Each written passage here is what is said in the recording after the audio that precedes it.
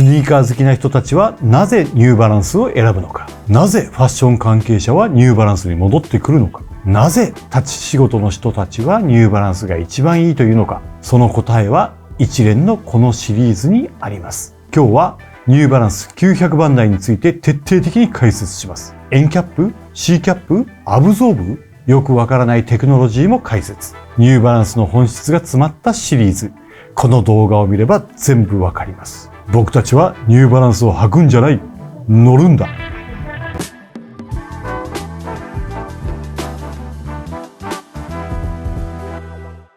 皆さんこんにちは。ファッションデザイナーでニューバランス歴30数年の石川俊介でございます。30数年30数年経ちましたね。今日はね、僕が今までの人生で一番履いたスニーカー、ニューバランスについてたっぷり語っていきましょう。エディさん、ニューバランス履いてましたっけ？そうですね。このチャンネル始まってから石川さんに勧められて、990の V6 だったかな。V6？ お、最新、すぐ買いましたね。それまでニューバランス履いてなかった？ほぼ履いてない。あ、そうなんだ。そっかそっか。でもニューバランスなんかこう乗り心地よくないです？はい。今日はニューバランスずらっと揃えてまして、99X シリーズって言われる1000番台除いてニューバランスが一番こう気合を入れて開発しているシリーズなんですけど、ニューバランスに込められた秘密みたいなところを探っていきたいなというふうに思っております。冒頭に言った疑問3つぐらいあったと思うんですけど、なんでスニーカー好きな人たちはニューバランスを選ぶのか。確かに。なんか結局みんなニューバランスじゃないです。で、おまけにファッション関係者も離れても戻ってくる。ニューバランス、いっぺんちょっとあんま履かなくなったなと思って、またニューバランス履いて、また離れてって、また戻ってくるって感じで。実家みたいなことそうかもしれない。年齢とともに。っていうような感じがある。もう一つは、立ち仕事の人たちとかよく歩く人たちが、やっぱりニューバランスが一番いいよねっていう話になってくる。この辺の秘密も解き明かしていきたいなと思うんですけど、もう最初にこの3つに関して答えだけ先言っちゃおうかなと思って。まずね、なんでスニーカー好きな人たちがニューバランスを選ぶか。理由はね、なんかやっぱデザインにあるのかなというふうに思ってますと。80年代にまあこういうタイプのスニーカーですよ。ちょっとやぼったい感じ。当時からね、若干やぼったいと思った。やっぱそうなんですか？言ってスウェードの革靴みたいなやぼったさみたいなところがある感じがあって、でもこれが80年代末とかのアメカジにめちゃめちゃ似合った。あとかなり本気で作ってる感じっていうのが最初のメディアに出てくるニューバランスっていうところでその辺をガッと打ち出してる感じだったんで、その辺もすごい受けた理由ですよ。で、なんでファッション好きの人たちがニューバランスに戻ってくるかっていう二つ目の問題。これは最初だからこの辺だったりとか、その前1300とか576っていうニューバランスを代表するモデルがありましたと。で、その流れでこの辺の996とか、この辺の感じに行くことになるんですけど、で、この辺の熱が一遍冷めたなと思ったら、その後大きな流れでいくとダッドシューズ系の流れが来て、で、なんかこっちの方に並んでるような、ちょっとおじさん臭いけどかっこいいじゃんみたいな、その辺のスニーカーのブームの流れが来ることになって、そこにピタッとやっぱハマっている。そこからまたちょっと離れたなと思ったら、今度はコラボブーム的なところでこういうところに並んでるファッション関係者がガガガッとニューバランスに戻るみたいな流れがあって、特になんか990の V3 シリーズだったりとか992、993あたりのその後のコラボブームが数年前のぐらいにあって、そこでまた戻ってくるみたいな感じで、根底にあるのはやっぱニューバランスっていうのがいいスニーカーを作ってるっていうところがあるんだと思うんですけど、そこにこううまーくなんかこうファッション関係者が戻ってくる流れがあるみたいな感じになってますと。で、昔履いてたあれもう一回履きたいよねみたいな流れになったりして、皆さんニューバランスを履く感じになっておりますっていうのが2つ目ですね。で、3つ目。立ち仕事の人たちはニューバランスが一番いいっていうのはなぜっていうと、やっぱね、履き心地いいですよ。元々のニューバランスっていう靴ブランド、スニーカーメーカーの出自に絡んできてるところもありますよねっていうところで、かかとの安定性だったりとか、アーチサポートみたいなところがやっぱ優れてるっていうのがそこにあって、履いてて疲れない靴になります。スニーカーになりますと。いわゆる革靴とかと違って、もちろん革靴よりはクッション性いいですし、みたいなところで、やっぱこれになるみたいな感じがあって、なんか僕大好きで最近全然行けないんですけど、スペイン料理屋さんがあって、そこのシェフの方とも話してて、やっぱ立ち仕事ニューバランスじゃないとダメなんです。シェフの方とか。まあ立ってるしちょっと動き回ったりするじゃないですか。他のスニーカーやっぱダメなんです。やっぱニューバランスなんですみたいな話されてて、立ち仕事の本職の方たちも絶賛するスニーカーだっていうところですよね。いや、それはニューバランスっていうスニーカーの元からあるところに関わってきてますよっていうのを、この辺を説明していきたいと思います。まだちょっと具体的なスニーカーのご紹介する前にもう一個だけ、ニューバランスの歴史みたいなところ行きましょうか。ニューバランスってもともと1906年、20世紀入ってすぐですよ。もともとはアーチサポート。要は土踏まずを支える中敷きとかサポーターのメーカーとして創業してますよというのが出自なんで、足のサポートをもともと真剣に考えている会社ですっていうのがニューバランスです。この絵の流れだと、靴好きの人っていうのはもう一個思い浮かべるよねっていう同じ出身、マサチューセッツ出身でっていうとオールデンがあると思うんですけど、革靴の方でいくと。オールデンは1950年代に医療器具の医療用のシューズメーカーを買ってからアーチサポートとかを本格的にやり始めてるんで、そういった意味でいくとニューバランスの方が古い、歴史的には。その創業者、ウィリアム・ライリーっていう人が、鶏が3本足で立っているのを見て、このバランスを考えた。新しいバランス、ニューバランスっていう社名にしましたっていうのがニューバランスっていう会社の成り立ちですっていうところで、長時間履いてても疲れない靴っていうのを作ってるのは、ある意味当然というか、そこがもともと目指してた姿ですっていうところなんですね。で、最初にいわゆるスニーカー、既製靴を作ったのが1960年代のトラックスターっていうスニーカーが最初です。ほぼレザースニーカーなんですけど、作ったのが最初ですと。で、そこから進化していて、その中に320とか、有名なジョギングシューズで有名なこれ持ってたんですよね。もともと N って書いてなかったんですよ。最初のニューバランス320。N って書いてないんですか？書いてないです最初。ここに2本スイートが入ってるだけだったんです、320って。それが1年経って N ってついた。そう、2本スイート持ってたんですけど、行方不明。最初に1982年に今回紹介する 99X 品番が出ましたっていうのが最初の靴で990が出ましたと。で、その前には、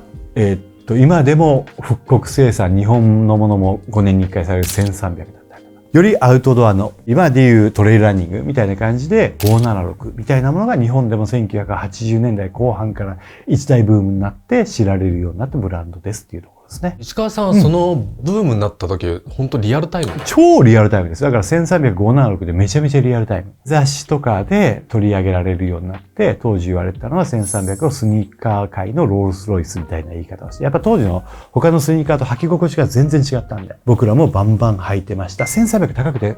一番最初買わなかった。周り結構履いてたけど。で、576。その当時から高かった。576履いてて。でもちょっと僕やっぱ、そこね、ひねくれもん天の弱なとこあったんで、サッカーにってわかります？今、倉庫にってどっちって呼ぶんだろう今。サッカーに倉庫に。サッカーにって呼ぶか。S 字に丸が3つ開いてるやつ。あれの576パクったみたいなデザインがあって。あえてそっち履いたりもしてた。それはひねくれてるな。ニューバランスメジャーすぎるから面白くないって言って、サッカーとかちょろっと出てきたんで、そっち履いたりもしてましたね。あと、その1300とかの成功があったりして、高額スニーカーみたいなところがあって、こいつですよと。で、今回紹介する 99X シリーズでいくと、990。今でいう990の V1 が登場しましたと。これは、高級スニーカーの地位を確立することになったんですけど、1000点満点中990点のスニーカーだ。っていう有名なキャッチコピーで出て、当時100ドル。日本では3万ちょいした。当時で。80年。高っ。っていうスニーカーですと。ただ、1000点満点中の990点っていうのは、マーケティング会社が考えたでしょうねっていうキャッチコピーですよね、おそらく。もう先に990っていう品番があったんでしょうっていう感じですけど、3桁品番で。というところで出てきたのがこの辺のスニーカーですっていう感じですかね。早くスニーカーを紹介しろっていうところだと思うんで、今日ね、15足揃えてるんですよ、これ。99X シリーズ、全型集めておりますっていう感じで今日ご紹介していきます。ただし、お前どれが一番いいんだと、おすすめなんだっていうのを先に聞かせろっていう方もいらっしゃるかと思いますので。そんな口悪い人いますかね。僕がおすすめする 99X シリーズ3足ご紹介先にしていきたいと思います。嬉しい。ではまず1足目はどこにあるかな。メイドイン USA M992 かな言います。2006年発売の992ですね、いわゆる。992。はい。2006年発売。これさっき言った通り1906年創業なんで、ニューバランス創業100周年を記念して出したモデルですっていうところで、今日あるスニーカーすべてメイドイン USA かメイドイン UK ですっていうところで、そこに本質が現れていると思いますんで。で、もちろんメイドイン USA のモデルです。で、このスニーカー、スティーブ・ジョブズのニューバランスとして知られているスニーカー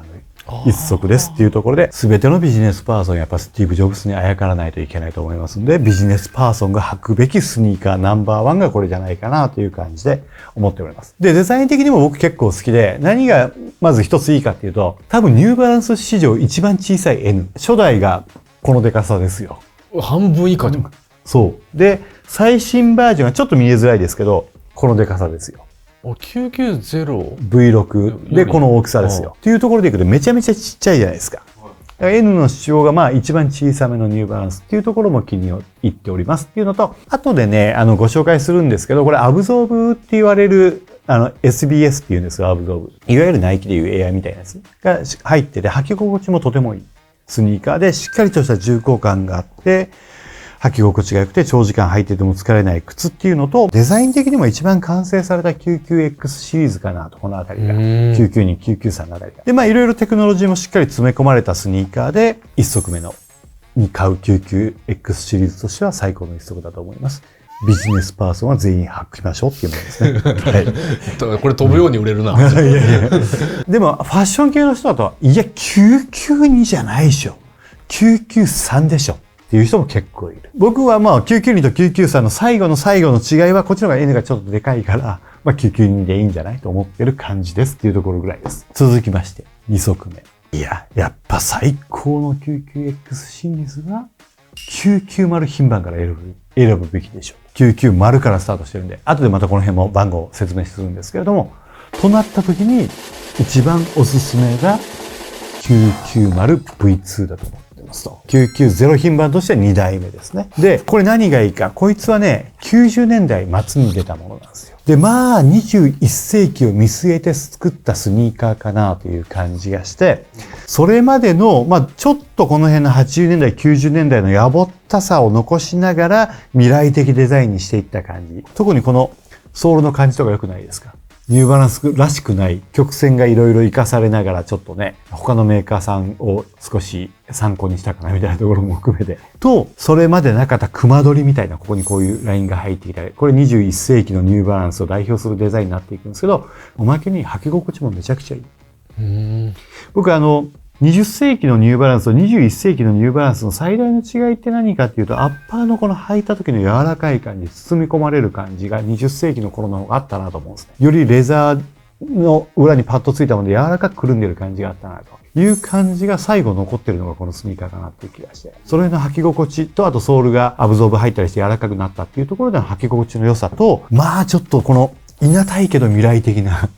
デザインが。わかりますわかります。がすごく好きなスニーカーっていうところで、こいつが2つ目のスニーカーとして選びましたと。じゃあ3足目いきましょうか。3足目。まあ同じ990品番になりましたけれども、990品番最新版 V6。最新の 99X が最良の 99X かみたいなところに入っていくと思うんですよ。この辺が乗り味みたいな話に繋がっていくと思う。なるほど。それまだ解決してない。思う感じなんですけれども、本当に歩きやすいスニーカー、現代的な履き心地のスニーカーっていうところに、ようやくたどり着いた感じのある 99X シリーズっていうところで、フエールセルって言われる技術が使われた、この 990V6 っていうのは履いてみるといいよねっていうスニーカーとして。まあそれが最良かどうかは皆さんのご判断に任せるところはあるんですけれども、いわゆるまあホカとかその辺の流れから柔らかくて反発するスニーカーっていうところが求められるようになって、で、もともとジョギングシューズとして発展してきた990シリーズなんですけど、どちらかっていうと今はその辺の本当にスポーツをする人たちのためのスニーカーっていうのは別の品番に譲ってる感じがあって、どっちかっていうとライフスタイルに寄ってるところなんですけど、その中でもこいつは、少しそういうジョギング系の要素をもう一回取り戻すみたいな感じも含めてあるところで、後ほどお話ししますけど、いろんな批判もいっぱい出てるスニーカーではあるんですが。そうなんですか？はい。僕も最初は買わないと思ってたし。そうなの？そう。で、あと、なんかこれまでより安っぽくなったって言われるのもよくわかる。非常に。とはいえ、まあ履き心地履いてて、これいいよねと思っちゃう。で、なんか、その日一日歩き回らないといけないなっていう時は、結構僕も990の V6 選んでることが自然にあるんで、やっぱり V6 履いていこうと思うことがあるんで、それぐらいやっぱり歩きやすい靴っていうか、にはなってるというものだと思いますっていう意味で、まあ、今買うんだったら、一番おすすめのスニーカーの一足ですっていうことになってくる感じですかね。僕も石川さんに勧められて買ったんですけど、びっくりしました。履き心地。違いますよね、他と。はいはい。他とって他とっていう意味でも含めて言いますけど。含めて言いますけど。あとね、僕すごい思うのは、これちょっとだけかかとのホールドの仕方の考え方変わったのかなと思って、今までよりもより土踏まずからかかとのホールドが良くなってる気がする。それまでってもうちょっとこの辺でしっかり締める感じがあったのが、これかかとのホールド感、ちょっとヒールカップとかかなり硬くなってて、で、ここで履き口で締めるよりもかかと自体を土踏まずからホールドする感じでこっちの方が強くなってる。でも人によってはかかと浮くっていう人もいるんですけど、僕はこれが一番かかとがぐっと固定されて、それ以前のスニーカーに比べてかかとの浮き明らかに少なくなってるんで、そういった意味でも歩きやすい。やっぱかかとの浮きって疲れるんで歩いてて。かかとグラグラしちゃって。そこが抑えられてるっていう意味でも、すごく歩きやすい靴になってると思いますっていうところは非常に進化かなと。この辺からおそらく、エメレオンドレのテディ・サンティス。あの人もデザインに関わってるようなメイドイン USA。そうなんですか。はい。多分ここからもう入ってきてるんじゃないっていう話になってますっていうところで、今クリエイティブディレクターですからね。っていうところも、このシリーズの特徴かなと。なんで2020年代のニューバランスの方向性を示した一足なのかなっていうふうに思っておりますっていう感じですね。この辺でちょっとテクノロジーの話してっていいですか？テクノロジー。はい。はい。これがね、ニューバランスの乗り味決めてるテクノロジーっていうところ。乗り味って何ですか？乗り味に関しては最後まで回収しきらないんで、聞き流しておいてください。聞き流しで。聞き流しでいいです。まずここにあるシリーズでいくと、これ 99X シリーズは基本的にメイドイン USA とメイドイン UK ですと。全部で6つあるのかな、工場が。これはニューバランスの考え方で、工場が隣の部屋にある方が、隣の大陸にあるよりも品質管理しやすいでしょっていうのがニューバランスの一応考え方の根本にあるっていうところで、もう一つメイドイン USA って呼ぶ基準があるらしくて、これが国内価値含有率が 70%、この国内価値っていうのが、素材の一部は輸入にもちろん頼ってますけど、一部と言えるのか分かんないけど、輸入が結構ありますよっていうところで、それニューバランスを認めてますと。一応、アメリカの FTC 連邦取引委員会の基準でいくと、本来全部アメリカ製じゃないとダメだって言ってるらしいんですけど、メイドイン USA じゃないと。でも、90年代ぐらいに消費者テストで、回答者の 67% が 70% 以上使ってるんだったらメイドイン USA でいいでしょっていう回答をしたっていうことを根拠にニューバランスはこれをメイドイン USA と呼んでますっていうことになってるらしいですっていうところなんですね。今メイドインジャパン、メイドインイタリーっていうのがほとんど海外でやってきて、どっかだけやってメイドインジャパン、イタリーも歌ってるのがあるんで、それに比べるとだいぶ良心的な感じかと思いますと。特にこの 99X シリーズに関してはいろんな技術をちゃんと使ってメイドイン USA、メイドインイングランドで作ってるものですっていうもので、やっぱり作りの格がアジアメイドのものと一角違いますねという感じが味わってもらえると思いますと。もう一つ、ニューバランスで非常にややこしいところ。技術的な話でいろんな言葉が出てきますね。これをちょっと出てきた順番というか歴史によって一応用語解説だけしておきましょうね。というふうに思ってます。お願いします。N キャップとか C キャップとかよく出てくる。その辺の言葉です。で、最初もともと N キャップ、C キャップって言う前、990の時代は何て言ってたかっていうと、この頃も N キャップとか流行されてるんですけど、これはポリウレタン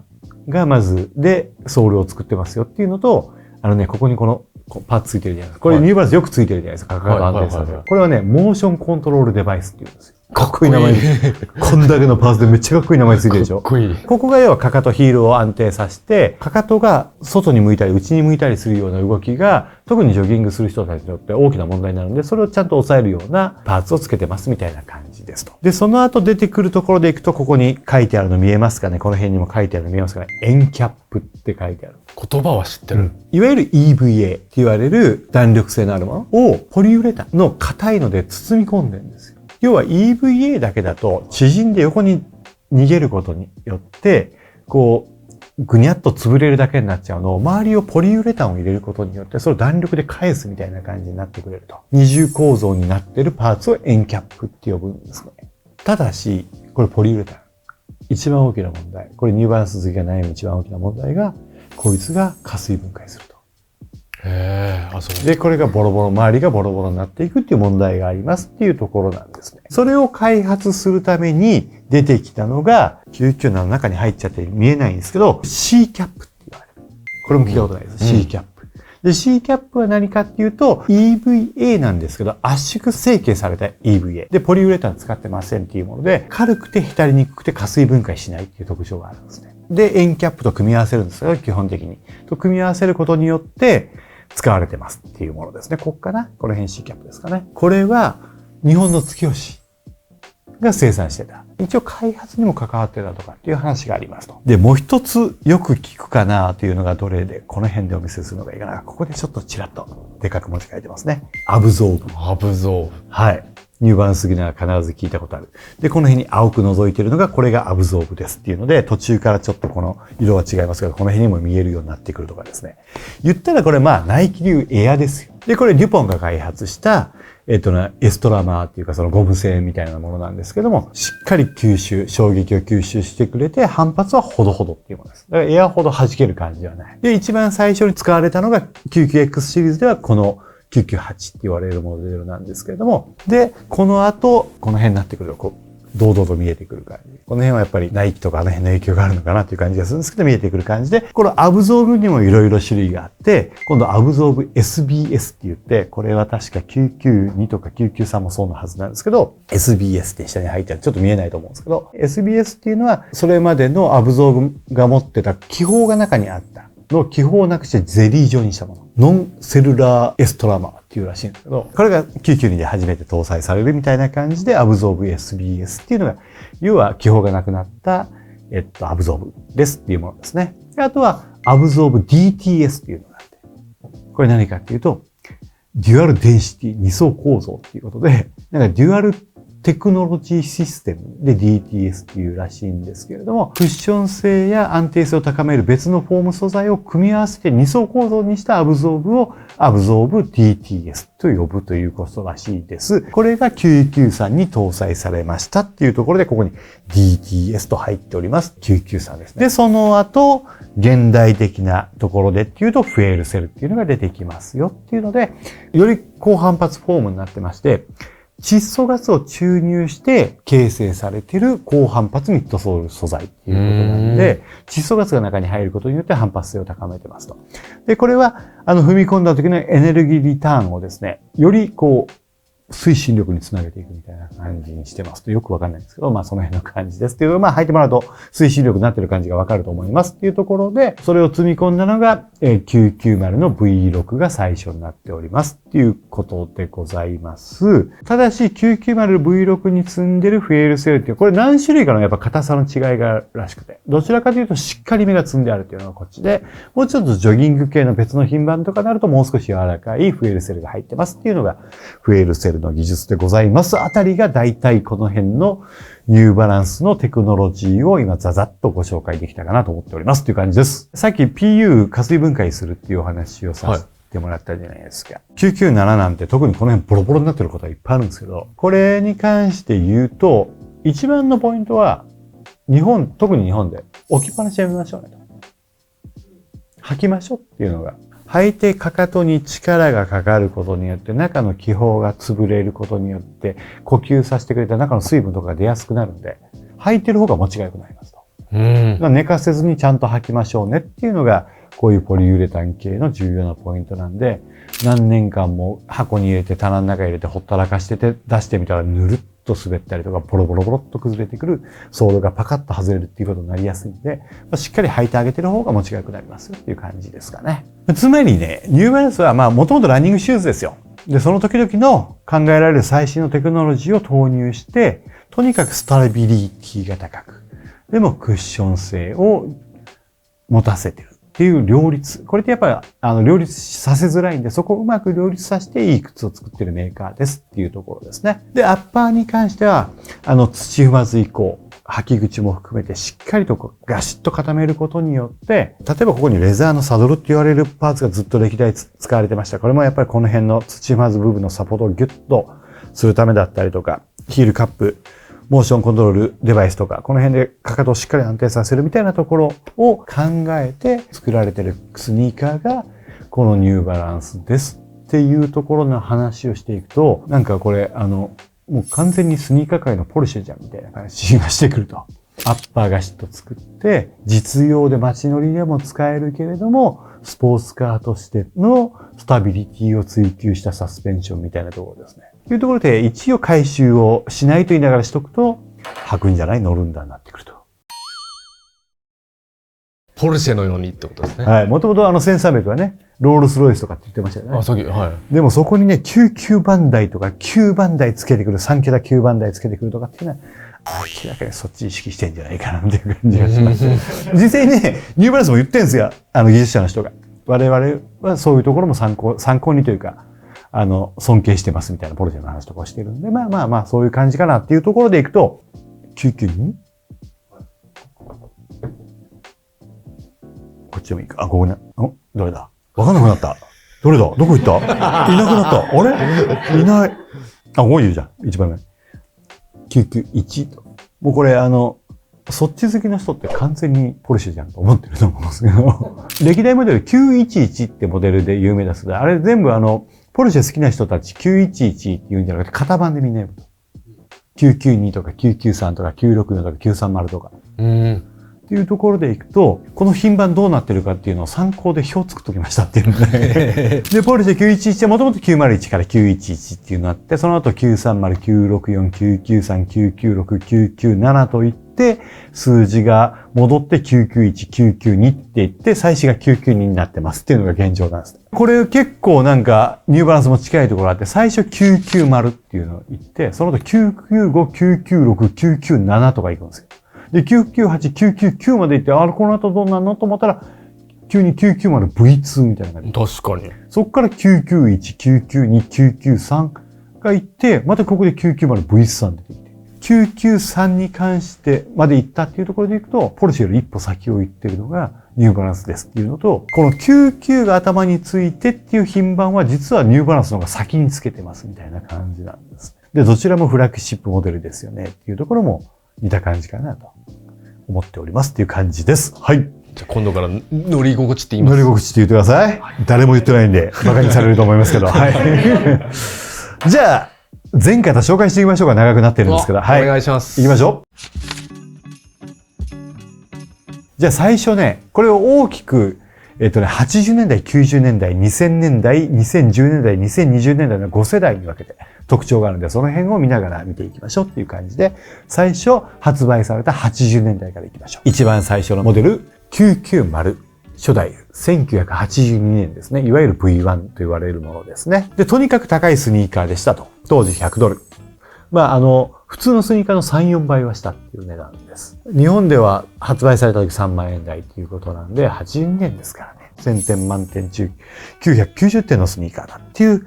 マーケティング的な要素がたっぷり入ったキャッチコピーで出されたスニーカーでございます。とてもニューバランスの思想がはっきりと詰まった一足かなというふうに思っております。このサドル部分のここ。当時のやっぱジョギングシューズ、70年代から80年代のジョギングシューズって、アディダスここ3本にしてました。ナイキはスウォッシュがついてるだけでナイロンだったり、他のスニーカー違うジョギングシューズとかそういうものが多かった。に対して、アイレット周りからサドルまで続くレザーでグッと締め上げる感じ。で、モーションコントロールデバイスでかかとをしっかりと安定させる。で、インソールも含めて土まずの形状も含めてしっかりと足をサポートする感じのスニーカー。でも、トゥー周りは若干余裕があるのと、日本ではあまりワイズって発売されないんですけど、5、6種類のワイズを用意していると、最初から。本当に足にフィットして、なるべく足の怪我が少ないように考えられて、しっかりランナーの人の足をサポートする高級スニーカーとして出たのがこのスニーカーでしたっていうところで、このね、モデルと次に出るモデルはソールがビブラムだったりするっていうところもちょっと特徴の一つで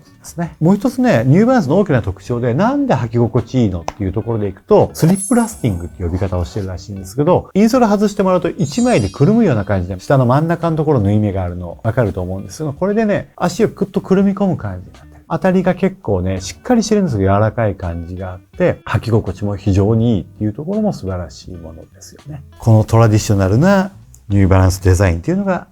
で、本当にアメカジ系にぴったりくる。で、このグレーの稲た色合いも含めていいですよねっていうものですね。80年代2足目の靴です。995。これが1986年に発売されたスニーカーです。で、この後996っていう今も続く大人気モデルが出るんで、どちらかっていうと過渡期的なモデルかなっていうところなんですけど、とはいえ、このモデルで初めて 99X シリーズにエンキャップっていうニューバランスを代表するテクノロジーが使われましたっていうモデルですね。エンキャップ周りをポリウレタンで固められてるっていうお話をしたんですけど、ちょっと音入るかやってみましょうかね。通常普通のソールこういう音です。入ってるかな？それに対してエンキャップはこういう音です。わかるかな？この硬い感じ。こういう感じで、要はポリウレタンで周りを固めてね、中に柔らかいものが入っているっていう技術ですっていうところです。派手なヒットモデルではなかったんですけれども、初めてエンキャップが積まれたニューバランスの歴史に名を刻むモデルとして覚えておいていただければいいかなという感じですね。もうちょっと追加で話しておくと、要は、ここが硬いおかげで EVA の沈み込みが横に逃げずにぐっと縦に沈んでくれる感じになって戻りがありますよっていう感じで、990に比べるとそこで履き心地が改善されたモデルですっていうものでございます。ただ作りに関してはなんか990自体も良かったんじゃないっていう感じは若干してます。例えばこのモーションコントロールデバイスのところ990ちゃんとステッチで縫い留めてあったりとか、なんかその辺が接着だけに変わってたりとかも含めて、作りはこっちの方が若干良かったんじゃないかなと思う感じはするんですけども、という部分、この辺の反りの良さもこちらの方が上がってる感じはあるなっていう感じがするんで、まあその辺で少し改良を加えながら作ったモデルですね。ただし、この後の996につなぐ一番大きな問題点僕あると思ってて、それがソールのテーパー具合わかります？今見て。こっちの方が、ソールの幅があるのわかりますかね？本当だ。この違いは僕はちょっと改悪な気がしておりますっていう感じでございます。996のところで話しましょう。80年代3つのモデルが出ているんですけども、その最後です。996ですね。1988年発売。もう 99X シリーズの優等生言えると思います。で、よりデザインを洗練させた感じだと思ってください。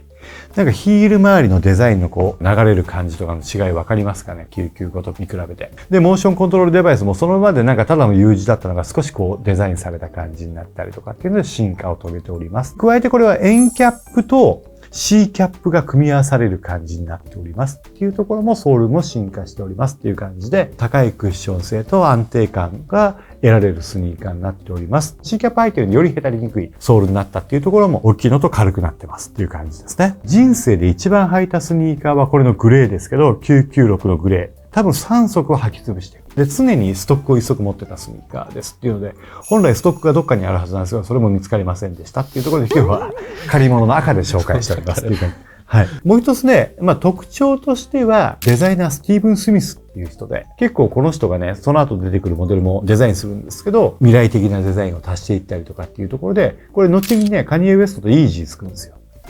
が、デザインしてたものです。で、先ほどお話したところ、990と比べると、このソールの幅の違い分かります？テーパー具合の違い分かります？履いてて最大の問題が996はちょっと斜めになったところとかで足ぐねりやすい。くねっといきやすい。僕一回それでこの間えらい目に遭ってるんで、今はもう履けない靴になっちゃいましたっていうことですね。それは996を履いてたんじゃなくてパラブーツ履いてたんですけど、ミカエル履いてたんですけど、エディさんと一緒の時にえらい目に遭ってるんで、でも今でもアジア製も含めていろいろ作られているモデルですので、アメリカジライクなものに合わせるのには最高のスニーカーですし、いいものだと思います。説明している80年代。いわゆる1300とか576とか、あの辺の第一期の色を色濃く残している。特徴を色濃く残しているモデルが80年代でした。というので、99X シリーズ第2期、1990年代に行ってみましょ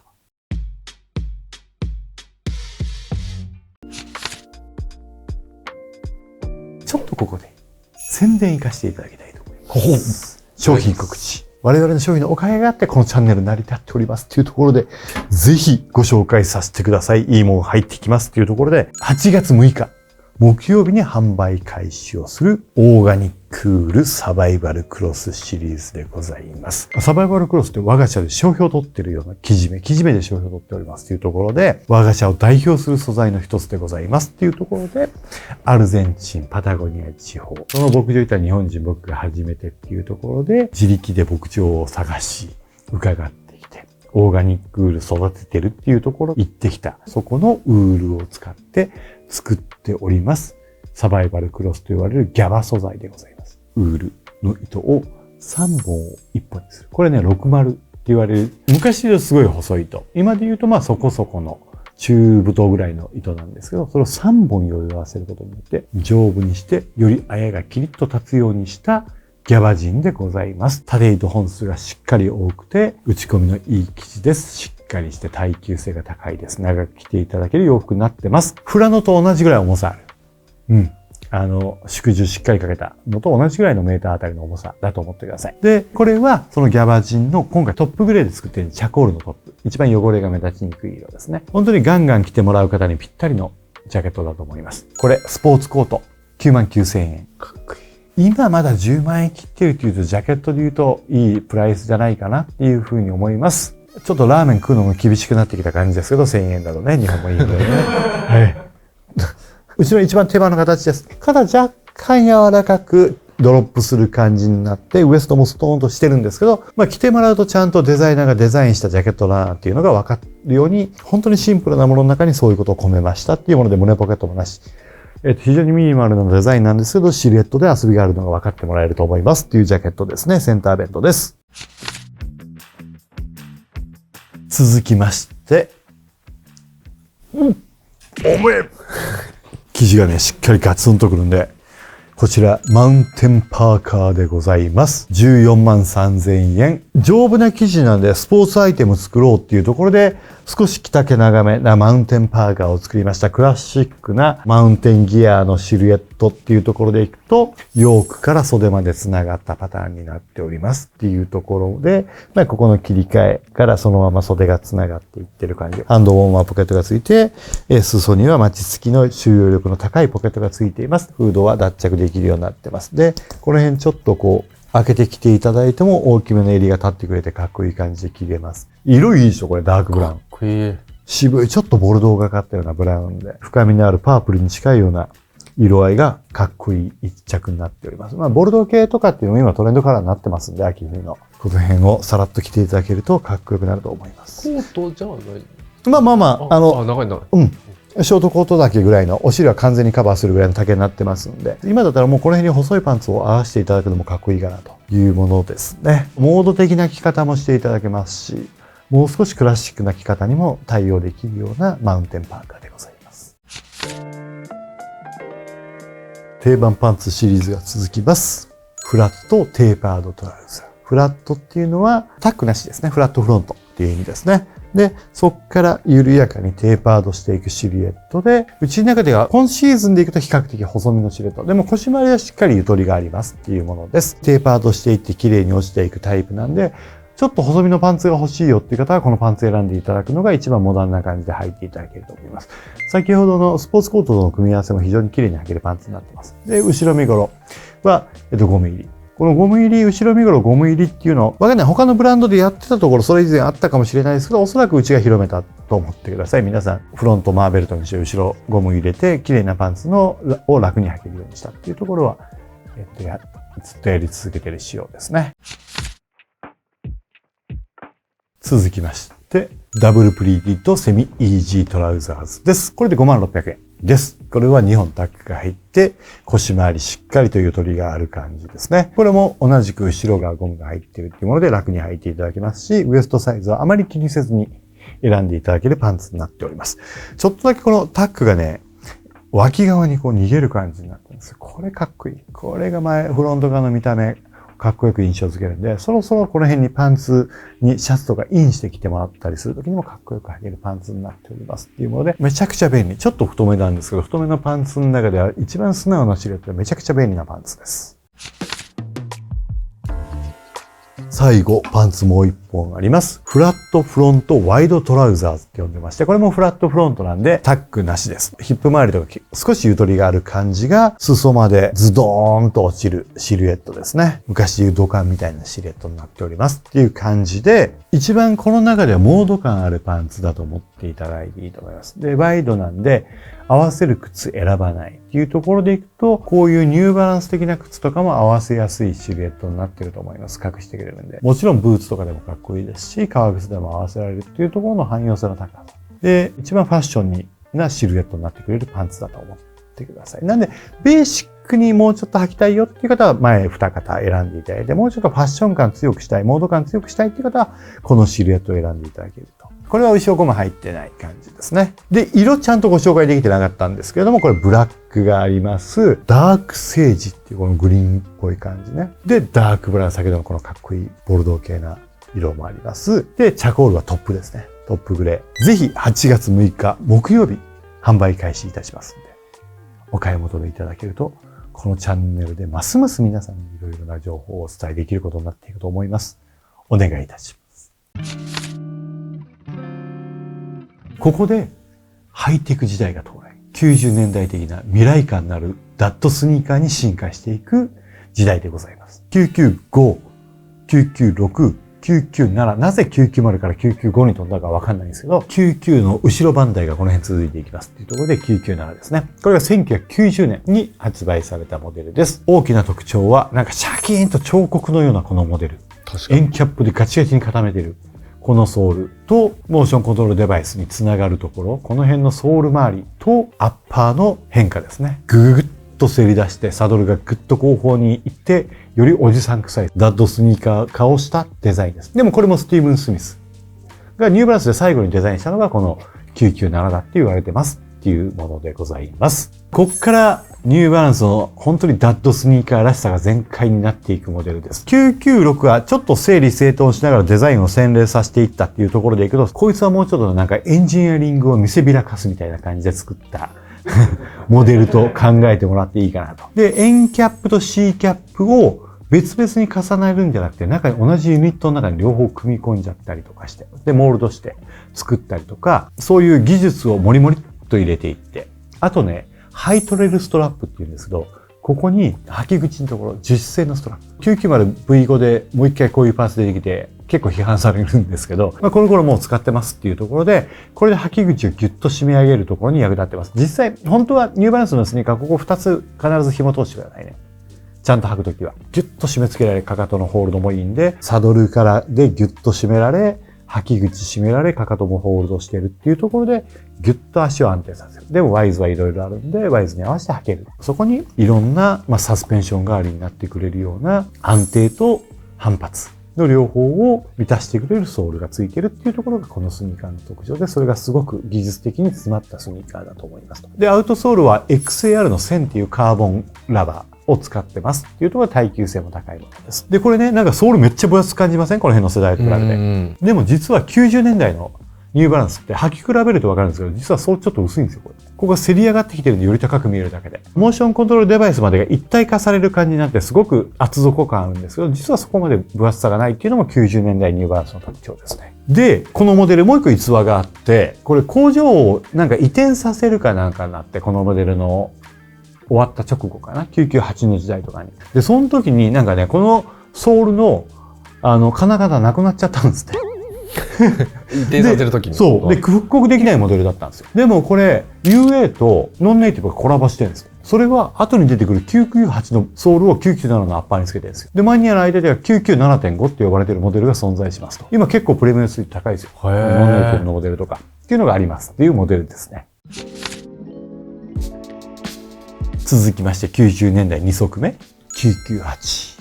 これの一番のポイントはドーンと書いてありますけど、アブゾーブが初めて入ったっていうモデルです。先ほども説明しましたけれども、デュポンのエスタラマーを使ったクッション素材。気泡の厚さとか形状が結構均一なんですって。それでへたりにくさもあって、衝撃をしっかりと吸収してくれて、反発はそこそこに返すタイプの乗り心地に変わっております。ガンガン跳ねるっていう感じじゃない。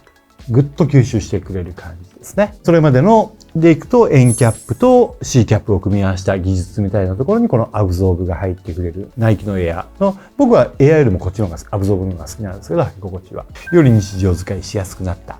感じかなと思っております。チラ見せをしながら押してもらうと柔らかさを感じるんですけれども、だいたいね、アブゾーブ結構青で使うことが多います。いろんな青あるんですけど、っていうところでございます。結構その後もこれ復刻でよく作られてまして、本当にクロート受けするタイプのニューバランス 99X シリーズの一足っていうところですね。歴代ずっとピックセードを使ってっていうところで、その辺のね、なんかこのクラシックな感じもよく出てる。でもソールは新しくなった新世代の一足ですっていう感じでございます。続きまして90年代3足目です。999ですね。もう。1996年、まあ最後まで品番たどり着いた。この後どうすんのっていう39のモデルです。まあこれは90年代のソールの技術で、とにかく一番複雑なソールを作りましたっていうのがこれでございます。モーションコントロールデバイスの部分もだいぶ見え方が少なくなって厚底感が増しております。で、ちらっとアブゾーブ覗いてますみたいな感じで、このアブゾーブの位置がね、さっきのソールの上の方で見えてたのと、ソールの下の方で見えてたみたいな感じが乗り心地に変化が出ておりますっていう感じなんですけれども、なんかもう一個これ僕よくわかってないんですけど、メタタザルっていう中足骨のパッドを足して、で、あとはこう、アブゾーブがより見える感じで、ちょっとロゴは小さめになりましたが、2世代目なんで。この、いわゆる彫刻的な感じの、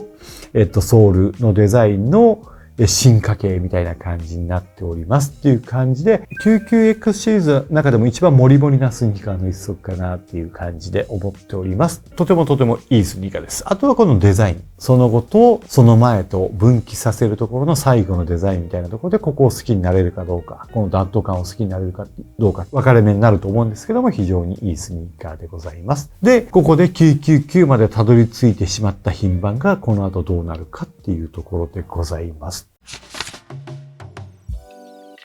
90年代にはもう一足発売されておりましたっていうのが先ほどベスト3足で選ばせていただいた 990V2 が1998年に出ました。初代の990から16年経って刷新された V2 モデルでございます。ここまでの99番台、後半番台、997、998、999と同じ90年代でどう違うかというと、これ世紀のまたぎ目ですよ。いろんなメーカーが21世紀を見据えてた時代ですっていうところで、完全に21世紀を見据えてデザインした990の新型として出したものですね。ソールは999までで培った厚底感っていうのが継承された感じ。さらにこうデザインが複雑になっていって、こう丸みを帯びたデザインになっていっておりますと。それまでの直線を基調とした感じから大きく変わっていますっていうのがデザインされていますと。で、999で完成した多層のミッドソールの考え方を受けて、これはもうアブゾーブがポコッと出てきてる感じになっております。これはナイキのエアーと同じような素材なんですけれども、プラスアブゾーブがフルレングスで入ってるんですよ、これ。中ずーっと。ということになったんで、乗り味がだいぶ変わりましたっていうところで、より吸収してくれる。履き心地本当にいい。乗り心地本当にいいスニーカーだと思ってください。ただし、ここまでの90年代モデルって、やっぱね、アッパーに独特の柔らかさがあって包まれ感がある。それが2000年代モデルの方に行くと、もうちょっとしっかりした感じですごく変わっていくんですけど、その両方が詰まった一足っていうところでめちゃくちゃいいのと、この後の21世紀デザインの最大の特徴になっていく、このアッパーのメッシュ部分にこう斜めに走っていくライン、歌舞伎の熊取りみたいって言ってるんですけど、このラインが初めて搭載されるのがこのモデルです。すごくいいモデルになっております。それかっこいいな。うん。ちょっと今デカめのサイズでキュッと締め上げてるところもまたかっこよさの一因だと思うんですけど、ただし、アブゾーブが入ったおかげで、それまでのモデルに比べて、反り返りここはね、若干硬くなってます。それまでのモデルって、もうちょっとね、ここが柔らかいんですよ。くにゃっくにゃっと曲がる。に対して、ちょっと硬い。くにゃっくにゃっ。だからそこで履き心地が明らかに変わったスニーカー。で、この後のモデルってこの硬さが出てくるんで、明らかに変わったモデルなんですけども、今履いてみるとこの硬さが歩き回るにはちょうどいい。レザーシューズと同じような感じで。21世紀を先取りしたスニーカーとして990が V2 がありましたと。で、99X シリーズの中でも最高傑作っていう声も結構多いスニーカーです。というところで、ここは世紀をまたぐスニーカーでしたっていうところでございます。いよいよ10万人カウントダウンの手前ぐらいの感じだと思うので、今これを見てる皆様、ちょっとでも参考になったなと思ったらもう必ずチャンネル登録をしておいてください。スニーカーだけじゃなくていろんな情報をやってます。スニーカーから革靴に売っていこうと思った時にもこのチャンネルも参考になると思いますし、ファッションもろもろやっておりますので、ぜひ今すぐチャンネル登録お願いいたします。なんとか10万人行かしてください。お願いします。で、続きまして、99X 品番の第3期に入っていきます。2000年代、99X シリーズのデザインが完成した。みんなが愛する 99X になっていった時代だと思ってください。で、990V2 っていう逃げの一手みたいなネーミングが991に一番若い数字に戻っていきますっていうところで出たのが991。2001年発売です。21世紀に入ったタイミングで発売されたスニーカーがこれです。今このモデルに関してはメイドイン UK。もともと USA があったとか、ちょっと僕分かってないんですけど、USA があったとかっていう話で、これは何かっていうと、ビジブルアブゾーブがしっかり出たのと、ジョブズが愛用していたスニーカーの元々はこいつでしたっていうものです。これはね、ユナイテッドアローズがコラボしたモデルで、後ろに2001って入ってたりとかですね、いろいろした991のモデルなんですけれども、アブゾーブがところどころ露出した感じになっておりますっていうので、ソールのデザインに関しては少しだけシンプルというか、もうちょっとなだらかな感じになって、90年代よりは主張を少し抑えて、その代わりウェーブのようなパターンが時代のデザインに合わせて入っていく感じになっております。これはイギリスのフリンビー工場製っていうところで、今日のラインナップで言うと、これと後に出てくる991の V2 っていう2足だけメイドイン UK です。前足の方、かかとの方にも両方これもアブゾーブが入ってますっていうところなんですけれども、他の 99X シリーズに比べて非常にソールが硬いって言われているモデルでございますっていうところで非常に安定感のある履き心地です。だからどちらかっていうとクッション性に関しては他のモデルよりちょっと低い感じがしますと。なんで、この履き心地を嫌う人もいるし、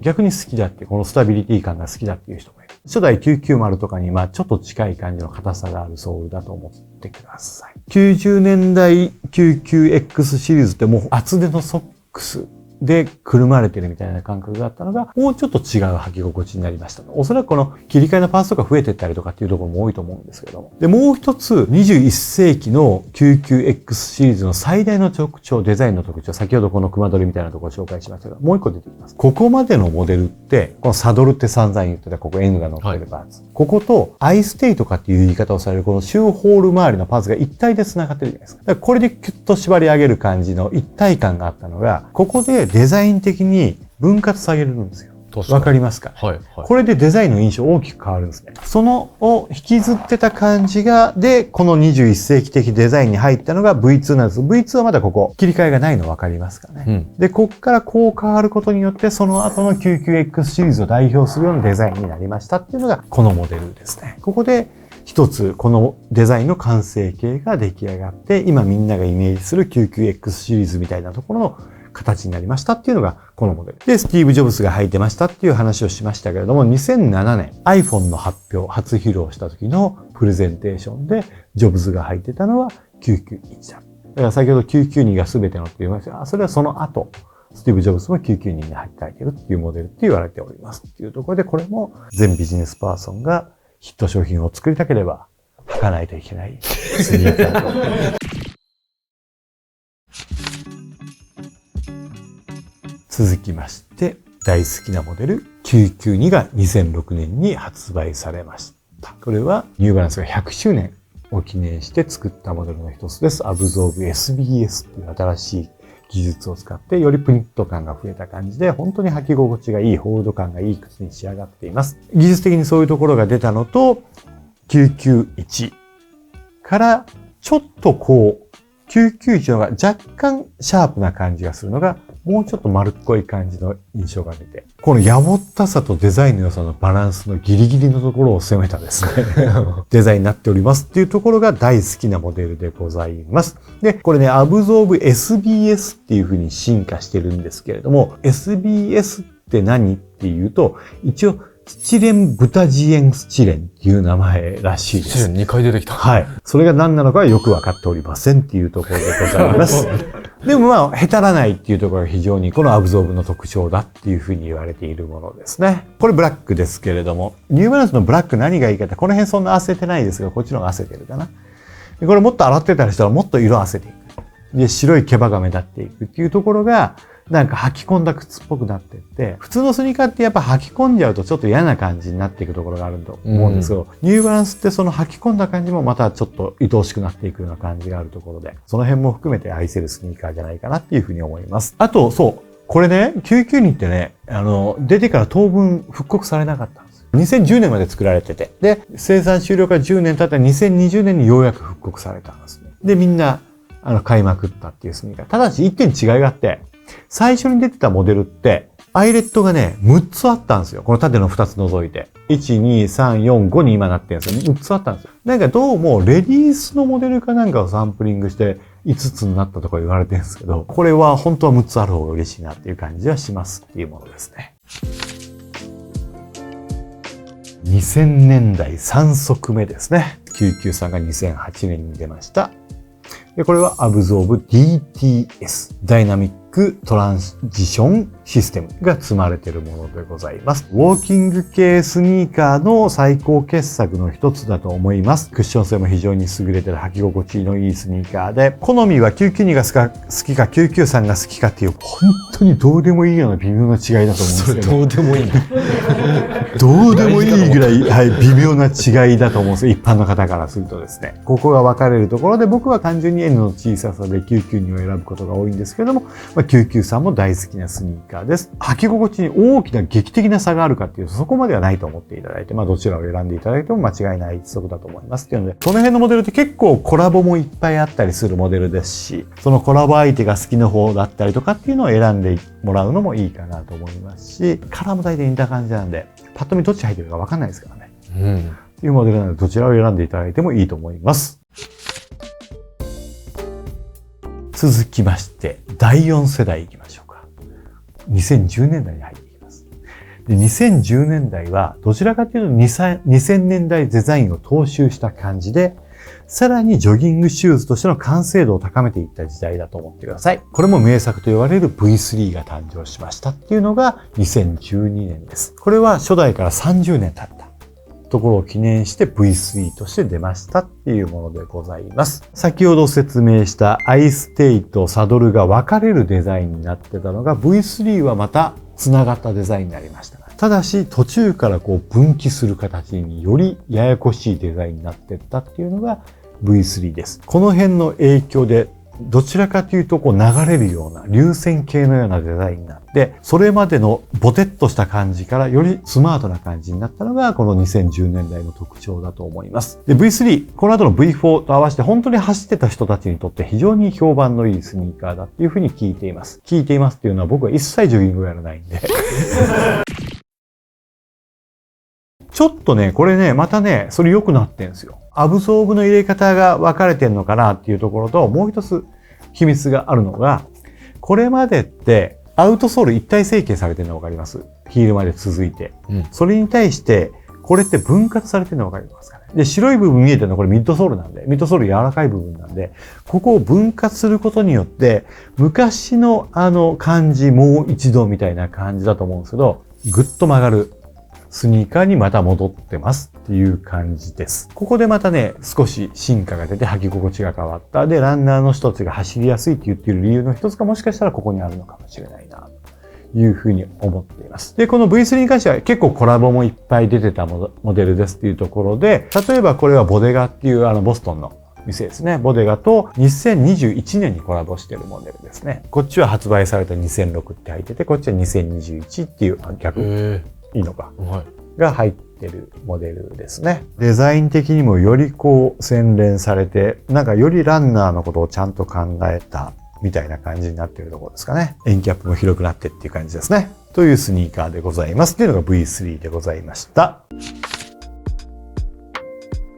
で、続きまして 990V4。これはジョーントとのコラボモデルですね。これもね、本当に評判のいいモデル。より流れるようなデザインが V3 よりもさらに深まっていって、それまでのダッド感みたいなところがちょっと洗練された方に入っていきました。ただし、デザイン的な特徴に関しては、その前の2000年代のモデルを少し踏襲した感じ。それの進化系みたいな感じになって、ここでまたサドルは分割されますっていう感じになってデザインの変化が加わってますっていうものですね。で、このモデルに関しても V3 よりは若干硬さはあるんですけども、途中からプニッといく感じで曲がってくれるようなソールになっていますっていうところで、これもランナーの方に非常に評判のいいスニーカーですね。V3 に比べると V4 の方が印象薄いみたいな感じでよく言われるし、実際そうなんですけれども、走るにはすごいいいらしいですよ。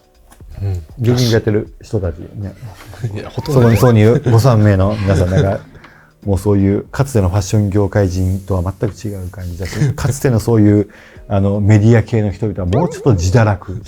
その代わり仕事にガッと行くタイプの生活をされてたのを、バランスを取ろうとしているお三方はですね、あるまじき行為、はい、あるまじき行為をやろうとしているお三方、ぜひこの辺のスニーカーを履いてみられてはいかがでしょうかっていうおすすめモデルでございます。続きまして2010年代3足目 990V5 でございます。だから2010年代は、993ぐらいまで行って止めて急に990シリーズをどんどんとアップデートしていく感じになりましたっていう V5 でございます。より構造をしっかり固めたホールド系に関してはすごく強い靴になりましたっていうのが 990V5 なんですけれども、デザインがね、だいぶシンプルになってるんですよ。なんかすごい整理された感じわかります？これ、色がこの色だからわかりにくいですかね。なんかこっちのがよりぐにゃぐにゃっとこう、流れるようなデザインだったのが、ちょっとシンプルになってますね。スカッとさせて。で、おまけにね、ここにね、プラスチックのパーツ。TPU って素材らしいんですよ。で、これで、実際はすごく役立つパーツだと思うんですよ。ここをグッとホールドしてくれるんで。かかとがしっかり収まる。これがやっぱりあんま評判良くなかった。っていうところで、デザイン的にもね、少し前の2モデルに比べると違う感じになっちゃうので、ちょっとその辺は評判はそれほどでもなかったんですけど、実際はいいスニーカーですっていうところで、僕 V5 そんなに別に好きでもなかったんで、これ、エンジェルガーメンツのコラボモデルなんですね。なんで左右でパーツの使い方が全然違うっていう感じなんですよ。これいつも僕8履いてるんですけど、このモデルだけはね、8めっちゃきつい。左右でサイズ違うんじゃないっていうぐらい履き心地違うんですよ。この辺がパーツの取り方の違いでそう出てるのが、だからパーツってめっちゃ重要なんだなと思うんですけど、っていうところもその辺に絡んでくる伸びの問題だったりとか、実際締め付けられる感じなんかしっかりあって、いいモデルなんですけど、そこまでは人気ないかなっていうモデルですね。2020年代、イメージが一新されて、のとイメージの継承。今どちらに進んでいくのか、この先が見えてませんっていう感じになっていく。果たして、ここまで聞いていただいて皆さん疑問に思われてる994ってないじゃん。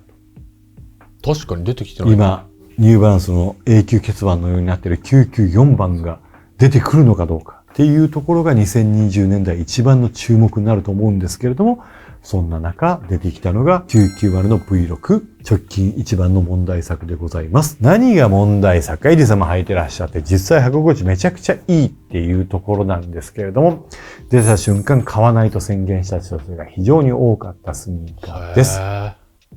なぜか。一つ、990系にフエールセルが乗ったことによって履き心地が今までのニューバランスと明らかに変わってしまった。過去一度アブゾブ積むことによって履き心地変わってるんですけど、その時以上の履き心地の変化っていうところがやっぱあったと。で、今までのしっかりした感じでぐっと沈む感じじゃなくて、それに反発とか、ボヨンとは言わないから、ブニュッとした反発が加わったっていう感じを好き嫌いが分かれるようになったのと、あと、このソールの材質自体が今までのエンキャップの硬い感じとか違うんで、例えば、こう斜めについた時とかに、今までよりも明らかに柔らかさを感じる。で、嫌う人はその斜めについた時に横にシワが入っていくんで、耐久性低いんじゃないって言ってたりとかっていうことも含めて、990V6 に対するネガティブな意見があるっていうのが一つ。と、もう一つ大きなデザインの変化としては、これまでしっかりサドル部分があって N がなる。ここでしっかりホールドしますよっていうのが 99X シリーズだったはずなのに、サドル部分をなくしてしまって N で支える構造になってしまっていると。いわゆるアディダスの3本ストライプみたいな感じで。実際これでホールド力下がってるかというと全く下がってないんですけども、いやいやこれは99品番じゃないでしょっていうところのデザインの変化も大きい。で、今までよりも明らかにメッシュパーツがその分増えちゃった。これはコスト削減じゃないかっていう意見も出てきてるっていうところで、どうなのっていうのと、もう一つデザイン上でいくと、明らかに今までよりも厚底感が増しましたよねと。この辺でね、実はね、結構厚底感出てたんですけど、それよりもなんかいわゆるホカとかあっちに寄してった厚底感だみたいなところでですね。そう言われたらそうだ。なんでモーションコントロールデバイス的なものがもう見えなくなったぐらい、こう厚底感が増して後ろがちょっと出てくる感じになったっていうところに対して批判もあったスニーカーです。ただし僕は大好きと。あともう一個特徴。それでいくとね、この辺って V3 ぐらいから徐々にそうなってってたんですけど、やっぱここが低くてスッキリした感じ。これも QX シリーズはもうちょっと芋っぽい方がいいでしょうっていう意見もやっぱり出てくるポイントだと思います。ね、このちょっとお芋さんみたいな感じが可愛いですよね。このシャープになった感じもどうなのっていうところなんですけど、実際履くとやっぱり明らかに履いてて楽な感じは増してますし、変な足の付き方した時のクッション性の高さとかも含めて、やっぱいいスニーカーになってるなっていう感じがします。まあ、モダンデザインになってよりかっこいい路線みたいな方向に行った V6。990V6 が最後と思われてる感じかもしれないですけど、こっそり出てた 991V2 っていうモデルですね。これ2023年にもともと出て、本格販売2024年なんですかね。メイドインイングランドの991も、アップデートしました。前に一回ね、このチャンネルで紹介してると思うんですけども、それがどこ行ったかわからないんで、わざわざ今回のためにもうすぐ買っときましたっていう。そっち黒だったんでグレー買っときましたっていうモデルでございます。他のモデルに比べて991ってちょっと重さ感じると思います。でも、初代よりは少し軽くなってる。でも実際持つとそんなわかんないレベルなんですけど、何十グラムか軽くなってるはずです。まあ、この重さっていうのはやっぱそのソールのしっかり具合とかっていうのがしっかり出てるかなという感じがします。アッパーデザインに関しては大きな変化がなく見える感じです。でもよく見るといろんなところ変わってるっていうところで、実はいろいろ変わっておりますっていうのと、もう一つはこれもサドルが切り替えられてないデザインにまだ戻ってますみたいなところで、過去の99番台後半だった頃みたいなところの特徴もちょっと入れながらっていうものですね。でも小ぶりな N はいいですよねと。そこは990の V6 からの反省点もあるのかなっていうところで、よりクラシックな作りで出てきてるけど、でもアブゾーブの積み方とか、フエールセル、そう、これフエールセルも入ってるんですよ。アブゾーブとフエールセル両方入ってるんで。そこで991硬いって言われたところを改善していってるモデルとして出てきたものです。で、僕個人的に結構好きです。いわゆるニューバランスらしいがっしり感がある。確かに。元々の。長時間履くときはもう今だとどうしても足が軟弱になっちゃってるんで V6 履いちゃうかなと思うんですけど、その辺のしっかりさあるところで非常によくできたスニーカーだと思いますっていうのと、ただやっぱこのちょっと覚えておいてくださいね。このぽってり感。991。それに対してやっぱり2ちょっとスッキリしすぎ、この辺。長くなってスキッとしたところに関してはニューバランスに関してはもうちょっと丸い方が個人的には好きですけどねっていうのは、でもこれが2020年代的、2010年代から続くデザインなんだろうなっていうふうに思っておりますっていうのがこの靴なんで、2020年代ちょっと方向性の違う2足が出てきましたっていうところで、まあこれは独自進化でいくのかな、この路線でっていうところなんですけど、こっちの本流の方がどう進んでいくかっていうところがこの先あと4年ありますんで、何が出てくるかを楽しみに待ちたい 99X 品番シリーズでございました。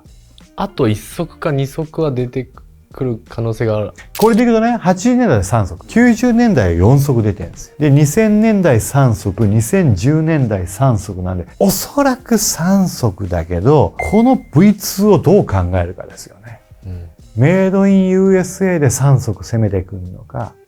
っていうところですよね。2000年代でいくとメイドイン UK1 足、メイドイン USA2 足みたいな流れになってるんで、まあ同じ流れでいくんであればもう1足出てきて終わりの可能性はあるよね。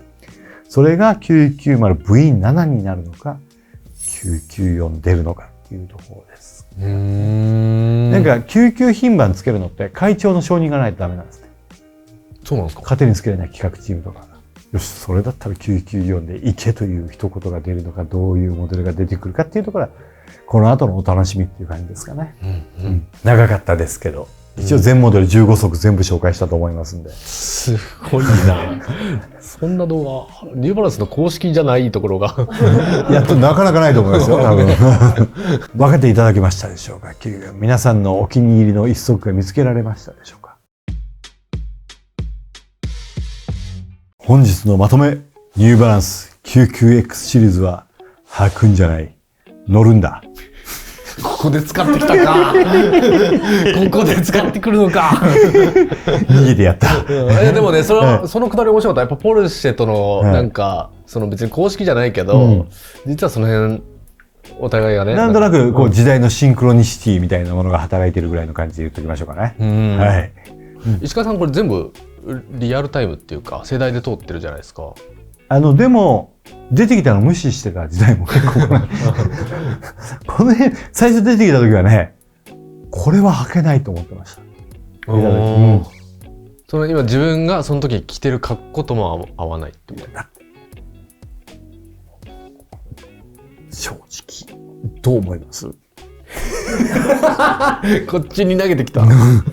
正直どうですこれ出てきて。まあそれが一番おじさんかな。おっちゃんが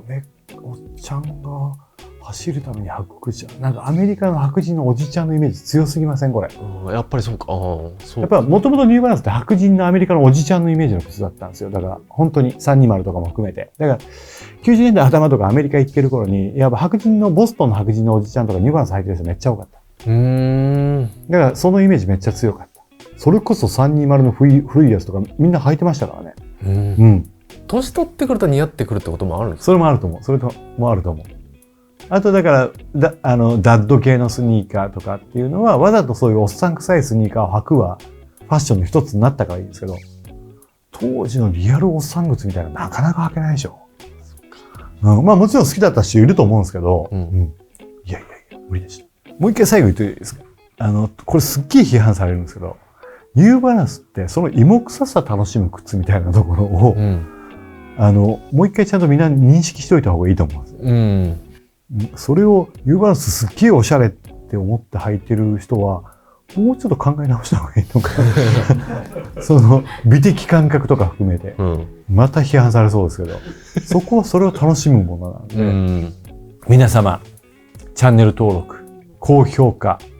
コメント、そしてベルマーク&ハイプも忘れずにお願いいたします。特に今はチャンネル登録、